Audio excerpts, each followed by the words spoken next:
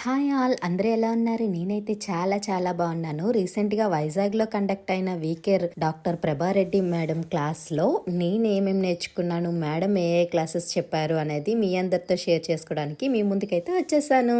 ఈ క్లాస్లో అయితే ma'am hair fall, hair loss, dandruff treatment, lice and nits treatment కోసం అయితే క్లియర్గా ఎక్స్ప్లెయిన్ చేశారు.